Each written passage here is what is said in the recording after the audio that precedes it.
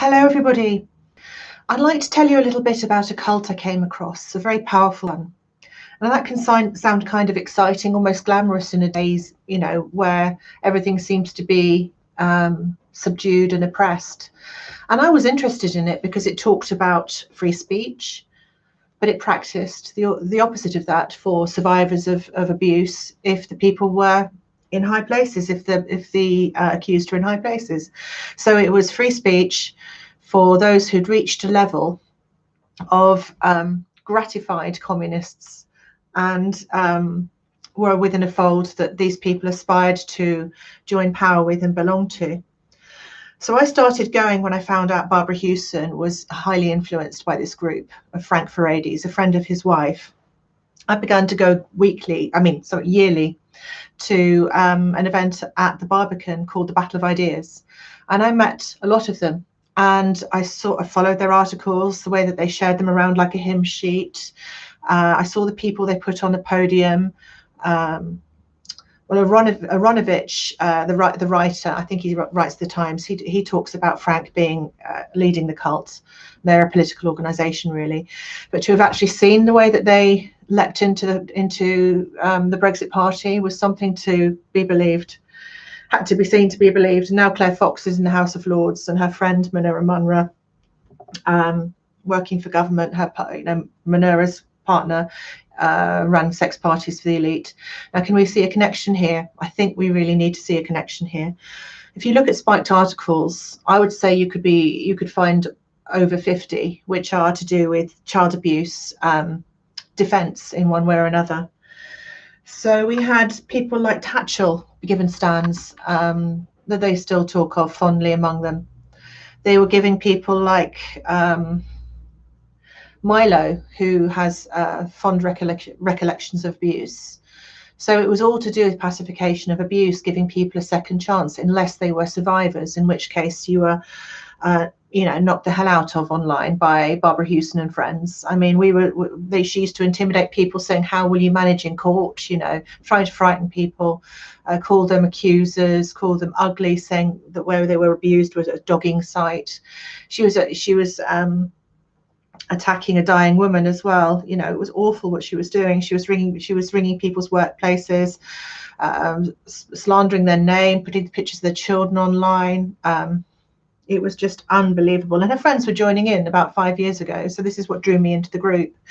Matt Scott, a barrister, called Barrister Blog on Twitter, has written that Barbara Hewson was heavily influenced by the cult of Frank Furedi. I found that they were the cult itself was very heavily influenced by not just its communist roots still, with its free-for-all mentality towards sex and mixing it all up in society, as long as a certain group could stay and rule and own the power, which is what I'm getting at here. The way that they support this, going with the force of whatever they find, but having no morals. So yeah, I mean they are appeasers, shockingly so. And the reason that they've got so much power within government now is for that reason, I believe, and they really, really need looking into. Claire Fox's team. Look at the latest spiked article about, it's about COVID, and they were saying, sorry, got a bit of sore throat. They were saying 3 times in this article about COVID, drawing parallels with child abuse, witch hunts, and how ignorant people, it was very frightening for us to have ideas and they need to be controlled.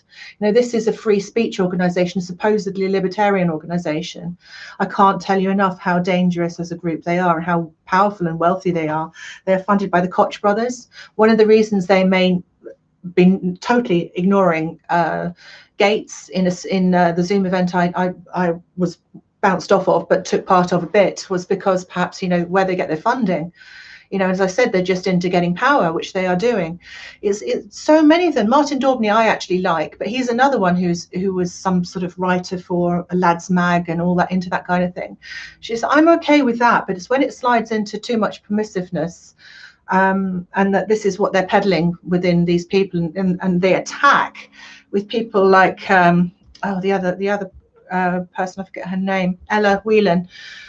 They attack with vehemence. Any woman who opens their mouth about abuse and try and lump every kind of abuse against women into something that should be shameful, and that we should be equal to men on the Eastern Front and just rough it, just to prove how tough we are as women. That, you see, they display no care towards nation state. They display no care towards being noblesse oblige and care to and sort of chivalry towards women, because they're all for that kind of equality. It just being something that we can all be, like the American dream, anybody can be anybody. This is what their philosophy hinges on. And if you've had a tough existence, tough luck, don't blame anything in the higher echelons that might cause a witch hunt. So this is the way that they are. This is the root of their ideology. They absolutely push the hatred of victimhood being used, unless it's for their select group. And I'm not going to go into too many details who and what they are, but let me just tell you, if you get on the wrong side of them, they can be quite dangerous. The fact that they're getting so much power now, as a group of entryists, as a loosely knit group, and I've been to many of their meetings, bear in mind, I've been to over 10, that they act this way, that they silence people, that they have this organised agenda, should concern people that they're in mainstream government now. In mainstream government. As I said, Helen Rees somehow got into a position of advising Theresa May on paedophile adoption. She's one of the top people working with Claire Fox. There's so many of them. You could say, okay, one or two with this kind of agenda. No, please look into it. There are lots. It's numerous and it's organised. Very, very radical group who will call everybody who opposes them radical for just having free thought. I always assumed there would be a time, as society was sort of degenerating the way it is, where they would look very out of touch and very in line with authority, rather than being the rebels that they pretend to be on Spiked. With Brendan O'Neill, who's written some hideous articles about the Irish kids who, babies who were killed, Tuam baby, I can't pronounce it. He said they were making Irish people look bad.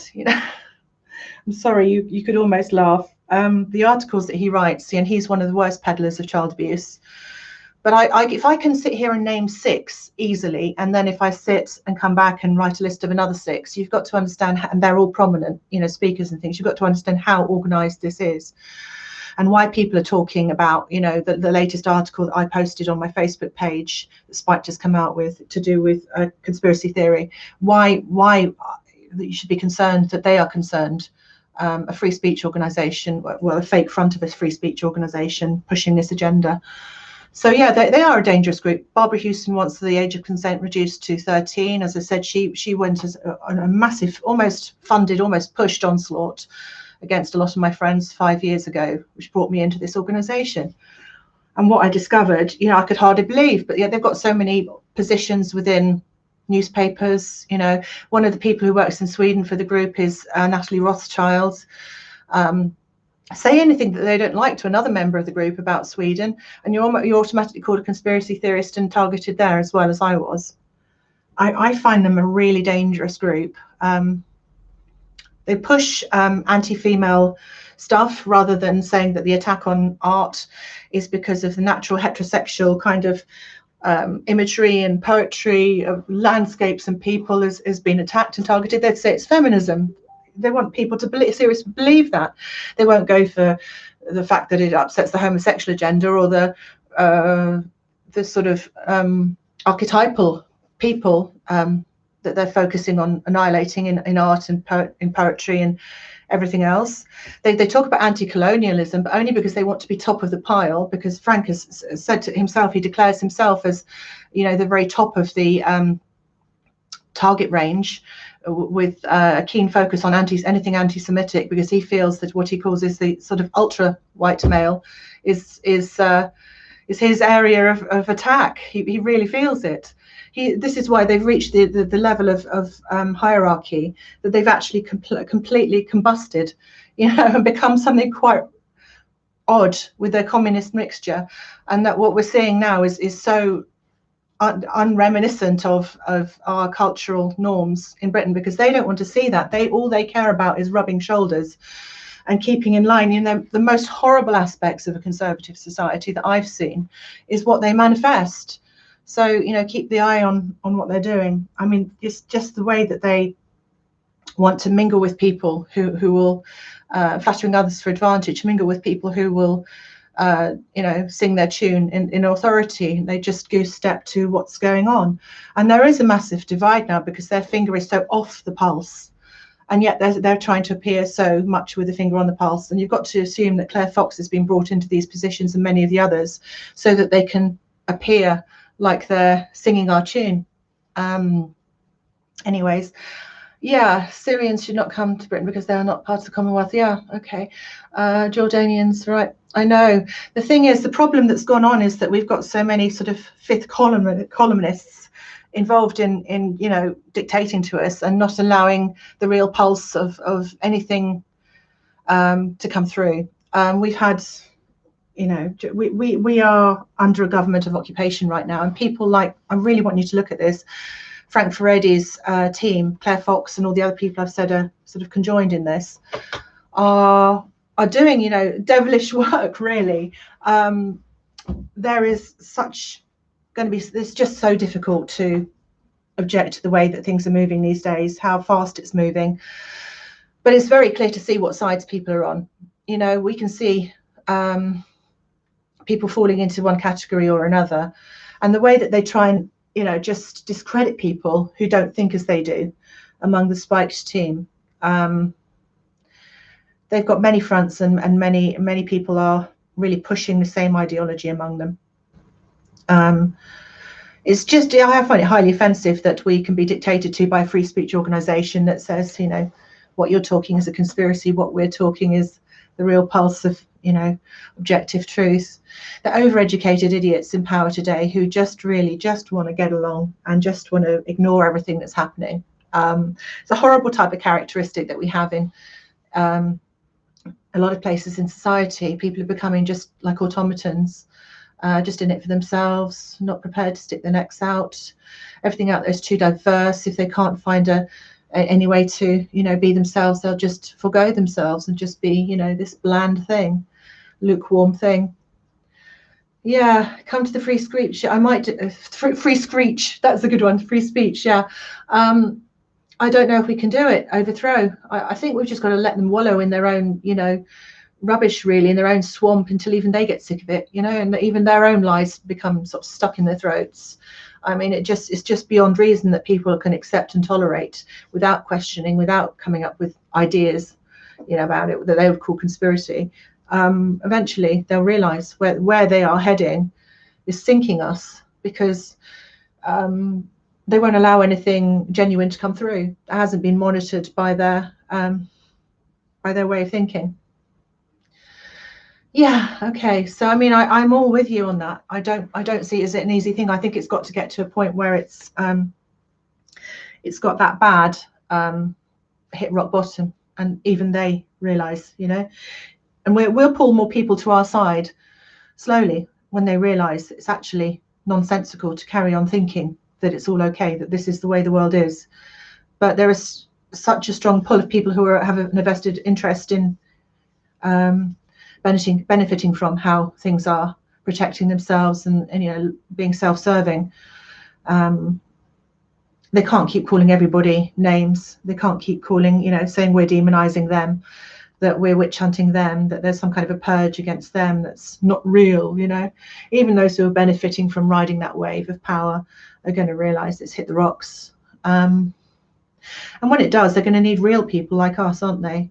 People who can think without mantras, without hymn sheets, who've got more grounding and more pre-existing bonds, rather than these horrible self-serving individuals who are just bland, keeping up appearances types.